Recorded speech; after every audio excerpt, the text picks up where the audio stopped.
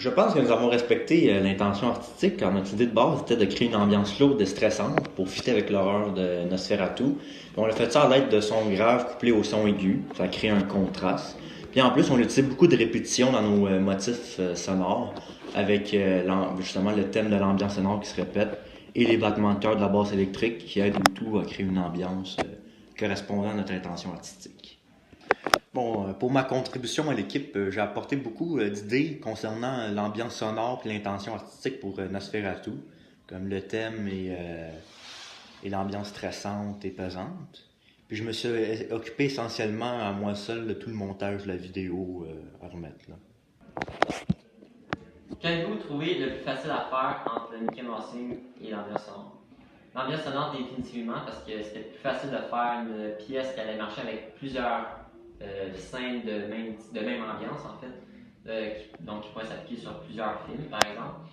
Et c'est ça, c'était facile à faire parce qu'on ne devait pas se soucier vraiment de la scène, on devait juste penser à l'intention artistique dans l'ambiance stressante et qui fait peur.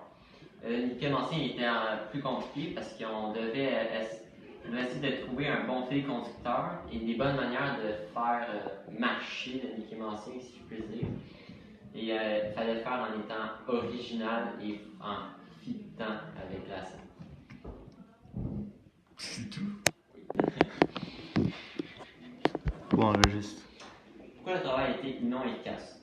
Trouver de bonnes idées pour le Mickey Mousing fut une énorme partie de notre cours et nous avons en quelque sorte perdu ce temps.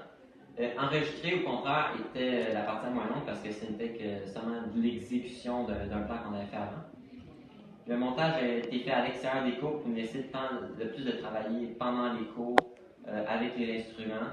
C'est pour ça qu'on a été efficace dans les cours, c'est parce qu'on était directement avec les instruments, ce qu'on ne pouvait pas vraiment faire à la maison, à part pour les instruments qu'on maîtrise depuis 4 ans maintenant. Ma question était quelles sources d'inspiration et ou de projets précédents ont été pertinents pour le projet? Nos sources d'inspiration étaient les pièces de création que nous avions fait antérieurement. On a procédé à une sélection des musiques pratiquées durant l'année, mais aucune de ces pièces en particulier s'est retrouvée dans notre création. Donc notre inspiration principale fut le modèle de ces pièces avec les sons prédominants comme le trombone ou des sons moins présents comme la basse qui font le rythme à l'arrière. Mais en toute sincérité, on est pas mal satisfait de notre travail et de nos résultats finaux, même si on n'a pas utilisé de passage de pièces. Ok. La deuxième question était comment avez-vous fonctionné? Ok, recommence. Ma deuxième question. Okay. Ma deuxième question était comment avez-vous fonctionné pour répartir le travail? Ben, on est parti avec deux équipes. Moi et Benjamin, on était pour la création, pas mal de tous les sons puis la recherche des sons musicaux, tandis que Rémi était plus à la réponse des questions puis il essayait vraiment de combler tous les besoins dans notre montage et notre ambiance sonore. Fait que, ouais, c'est pas mal ça. Ok.